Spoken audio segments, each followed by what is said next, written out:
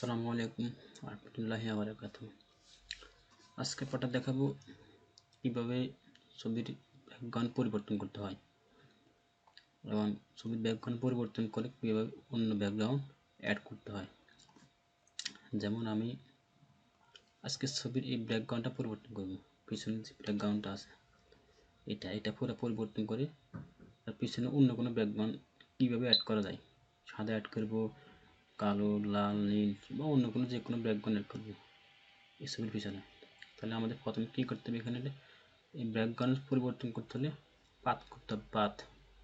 তাহলে পাথের অপশন আছে, এই যে একটা পাথ আছে, পেন টুল দিয়ে করা যায়, অথবা এখানে যে হেলিং ব্রাশ টুলের নিচে যে একটা পাথ টুল আছে এই যে পাথ টুল, এটা দিয়ে করা যায়। পেন টুল দিয়ে করা যায়, এই যে এই পেন টুল দিয়ে করা যায়, অথবা হেলিং ব্রাশের এই পাথ টুল দিয়ে করা যায়। এখন অনেকে অনেকভাবে করে, অনেকে পেন টুল এই পাথ টুল দিয়ে করে অথবা পেন টুল দিয়ে করে। তো আমি পেন টুল দিয়ে করব। পেন টুল দিয়ে পাথ করতে হলে প্রথমে আমাকে এই যে ব্যাকগ্রাউন্ড পরিবর্তন করব, পাথ করব, তার নিচ থেকে নিতে হবে, উপর থেকে নিলে হবে না, নিচ থেকে এইভাবে নিতে হবে। তার ব্যাকগ্রাউন্ডের আউট পাশ থেকে নিতে হবে। যেমন আমি এখান থেকে নিচ থেকে নিয়ে তারপরে এখানে আনতেছি,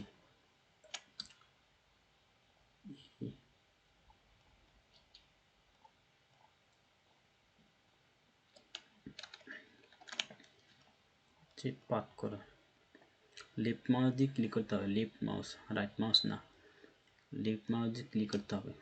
আমার কাটার সুবিধাটা আমি জুম করে নিব। আমি এখান থেকে যদি এখান পর্যন্ত নিই, যদি লম্বা করে নিই, তাহলে এখানে ক্লিক করে এখান থেকে লম্বা করে নিব, শিফট চেপে দেব, অর্থাৎ শিফট দিয়ে আমি অ্যাক্রুট করব, শিফট দিয়ে অ্যাক্রুট করে নিব, শিফট দিয়ে অ্যাক্রুট করে এভাবে লেফট মাউস দিয়ে আমি পাথ করে নিব। অর্থাৎ আমার যেন ছবি বেশি কাটা না যায়, অর্থাৎ ব্যাকগ্রাউন্ড যেন বেশি কাটা না থাকে। তাহলে এইভাবে কিন্তু আবার এইভাবে শিফট ধরে তারপর এখানে অল্টার দিই, এই মাউস যেখানে শেষ হবে ওখানে অল্টার দিয়ে ক্লিক করতে হবে।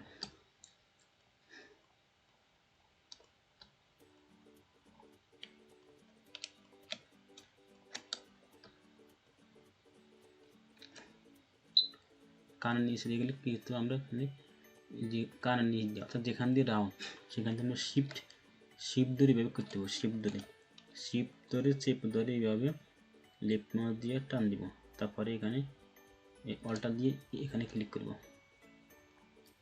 যেখানে রাউন্ড সেখানে আমরা শিফট দিয়ে রাউন্ড করব,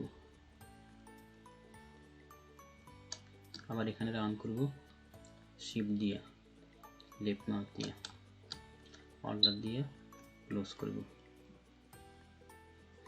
আমি এখন দেখানোর জন্য ফিনিশিং করতে হলে সময় লাগবে মিনিমাম 5-10 মিনিট সময় লাগবে।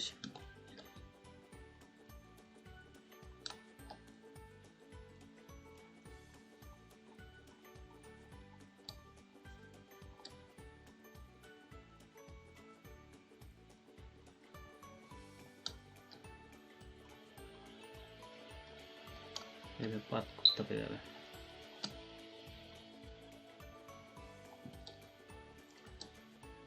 জুম দেওয়ার কারণ হচ্ছে আমার পাথ যেন অ্যাক্রুট করা যায়। আবার এখানে আমি অল্টার দিয়ে ক্লোজ করতে হবে, বড় করে নিলে শিফট ধরে বড় করতে হবে, তারপরে এখানে অল্টার দিয়ে ক্লিক করতে হবে।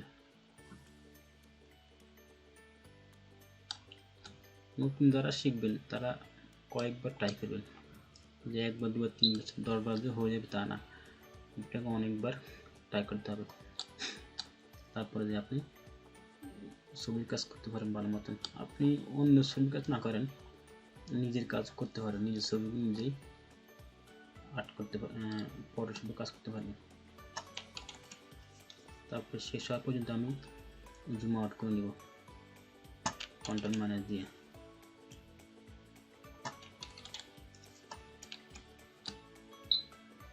পাত করার পরে আমি এদিকে আনবো না, এদিকটা আনবো না, আমি পাত করার পরে এখান থেকে ছবির বাইরে নিয়ে নিতে হবে।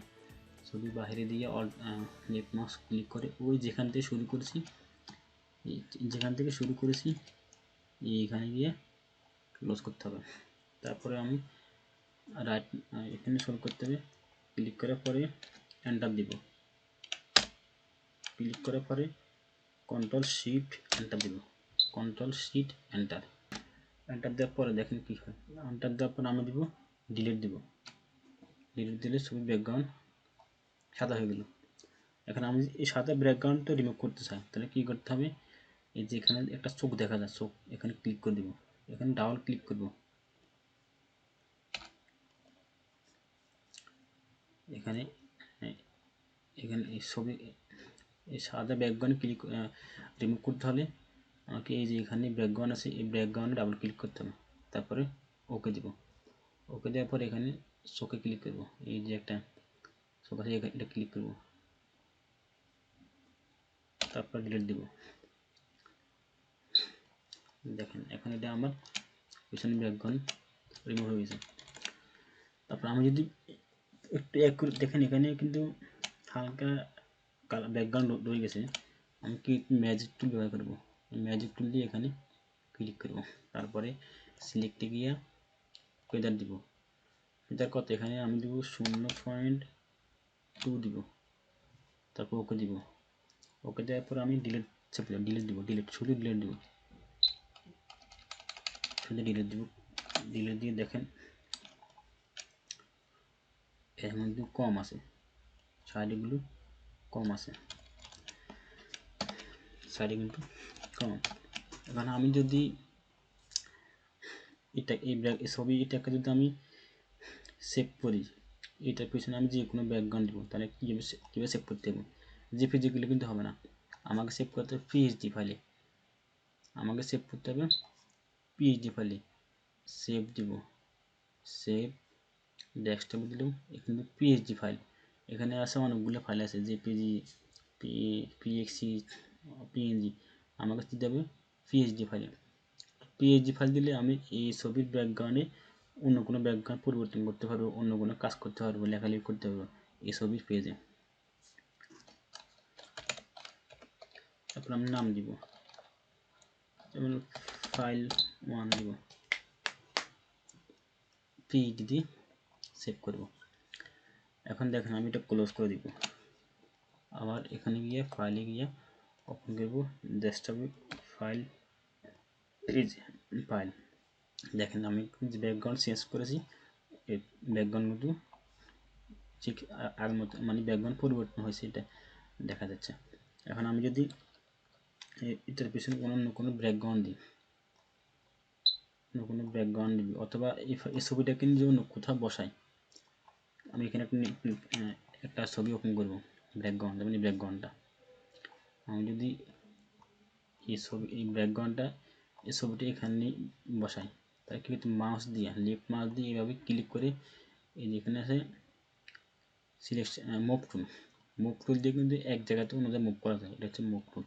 তাহলে এখানে লেফট মাউস দিয়ে ক্লিক করে এখানে নিয়ে আনবো, তাহলে দেখেন এখন আমি একটু বড় হয়েছে না, তাহলে আমি কী করতে অল্টার শিফট ধরতে হবে, অল্টার শিফট ধরে এখান ধরে ছোট করব লেফট মাউস দিয়ে, অল্টার শিফট ধরে ছোট করব। এখন আমি যদি এটা এখানে আনি, যে কোনো এক জায়গায় বসাই, অর্থাৎ আমি যদি এইভাবে বসাই, তাহলে আমি যদি এইভাবে দিই তাহলে বোঝা যাবে কি এটা আমার এক্সট্রা একটা ছবি। যদি এটা একবার নিচে দিই তাহলে বুঝতে যাবে আমি এখানে দাঁড়িয়ে আছি। এভাবে দিলে এখানে কিন্তু নিচে দিয়ে দেখা যায় এক আলগা ব্যাকগ্রাউন্ড বা অন্য একটা ছবি, এটাকে নিচে একবারে মিশিয়ে দিতে হবে, তাহলে বুঝতে যাবে না এটা অন্য একটা ব্যাকগ্রাউন্ড, না বুঝতে যাবে না। এই সাইডে দিলে এই সাইডে হবে, এরকম দিলে দেখেন বড় করলে কন্ট্রোল শিফট ধরে বড় করতে হবে এইভাবে। এখানে যদি আমি এটা সেভ দিই, তাহলে সেভ দিলে কী করতে হবে, সেভ দিব ডেস্কটপে, এখন দিব জেপিজি দিব আমরা, আগে দিয়েছি পিএইচডি, এখন দিব জেপিজি। তাহলে জেপিজি এখানে কই, এই যে জেপিজি আছে, জেপিইজি, জেপিইজি দিব। ব্যাকগ্রাউন্ড এখানে দিব ফাইল 2 দিব। দেখেন এখানে ম্যাক্সিমাম আছে, লো আছে, লো দিলে 3, মিডিয়াম দিলে 5, হাই দিলে 8, ম্যাক্সিমাম দিলে 10। আমি যদি আরও বেশি দিতে তাহলে একবার লাস্টে নিব, তাহলে রেজলিউশন ভালো হবে। এই হচ্ছে ম্যাক্সিমাম, সেভ দিব। এখন দেখেন এই যে ফাইল 2, দেখেন যে একটা ব্যাকগ্রাউন্ড। আর আমার আগের ছবি কোনটা ছিল, আগের ছবি ছিল আমার এটা, এটা ছিল আমার মূল ছবি। আমি এটাকে পরিবর্তন করে নিয়ে এসে কোথায় এই জায়গা নিয়ে আসছি, এই যে একটা ব্যাকগ্রাউন্ড। এটা হচ্ছে, তাহলে এখন ব্যাকগ্রাউন্ড কীভাবে পরিবর্তন করতে হয় দেখছেন তো। এখন আমি যদি এটার পিছনে অন্য কোনো ব্যাকগ্রাউন্ড দিই, এক কালার ব্যাকগ্রাউন্ড দিই, যেমন এখান থেকে যে কোনো একটা কালো এই ব্যাকগ্রাউন্ড দিই, তাহলে কন্ট্রোল ব্যাক স্পেস দিই, কন্ট্রোল ম্যাজিক টুল দিয়ে এখানে ক্লিক করব, আর ছবিটাকে আগে নিচ বরাবর নিয়ে আসবো। তারপর ম্যাজিক টুল দিয়ে এখানে ক্লিক করব, ক্লিক করার পরে এখান থেকে কালার সিলেকশন করে গ্রিন কালার সিলেকশন করব। তারপরে কন্ট্রোল ব্যাক স্পেস দিব, কন্ট্রোল ব্যাক স্পেস কালার পরিবর্তন করতে এখানে দিব এই কন্ট্রোল ব্যাক স্পেস দিব। দেখেন এখন আমি যদি আমার এই চুলগুলো একটু কালারিং করতে চাই, তাহলে কী করতে হবে, ম্যাজিক টুল দিয়ে এখানে, ম্যাজিক টুল দিয়ে এখানে শিফট ধরে লেফট মাউস দিয়ে চেপে দিতে হবে, চেপে চেপে এগুলো সমান করতে হবে। তারপরে কী করতে হবে, তো এই ইমেজে গিয়া অ্যাডজাস্টমেন্টে গিয়া তারপর এখানে কার্ভসে যাব, কার্ভস এদিক দিলে কি সাদা হয়, নিচের দিক দিলে হালকা কালো হচ্ছে, বেশি না হালকা দিব, এই দেখছেন কালো হয়ে গেছে, হালকা কালো হচ্ছে। এখন আমি যদি আমার পেজ থাকে, মুখটাকে একটু কালার লাইটিং করি,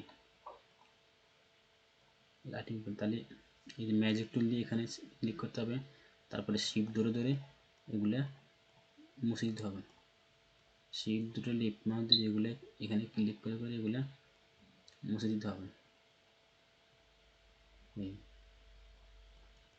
শিফট ধরে ধরে এগুলো মুছে দিতে হবে, সরি। যদি ভিতরে এগুলো এভাবে মুছে না আছে তাহলে কী করতে, এখানে এই যে ল্যাসো টুল আছে, ল্যাসো টুল দিয়ে অল্ট চেপে ধরে ল্যাসো টুল দিয়ে শিফট চেপে দিতে হবে, ল্যাসো টুল দিয়ে শিফট চেপে ধরতে হবে, চেপে ধরে এগুলো যেভাবে ক্লিক করলে ভিতরেগুলো মুছে যাবে। অর্থাৎ আমাকে একটা বাউন্ড পুরো পেজটাকে দেখতে হবে। এটাই যাবো অল্টার দিয়ে, বাইরে যেটা এটা যাবো অল্টার দিয়ে এবার চেপে দিতে হবে, ভিতরে হচ্ছে শিফট দিয়ে আর বাইরে হচ্ছে অল্টার।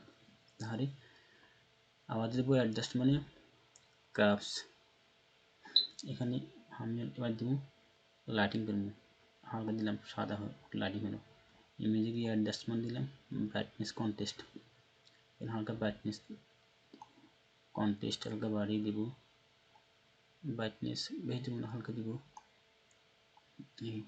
যদি আমি এখান থেকে অটো দিই, অটো কাউন্টার দিই, অটোমেটিক নিয়ে নেবে ছবি কালারিং ব্রাইটনেস কমানি বাড়ানি এগুলো সব হচ্ছে অ্যাডজাস্টমেন্টের কাজ। অ্যাডজাস্টমেন্ট এখানে সব এখানে যেটা দিব কালার ব্যালেন্স করতে চাই, এখান থেকে যদি কালার ব্যালেন্স করি কালার ব্যালেন্সিং হবে। দেখেন মুখের মধ্যে লালচে ভাব হচ্ছে, ইয়েলো হচ্ছে, রেড হচ্ছে। এই আমি সেভ দিব, দেখেন আগের সাথে একটু উজ্জ্বলতা বেড়েছে। এটা হচ্ছে এই এর কাজ, সুন্দর লাইটিং করার কাজ। আর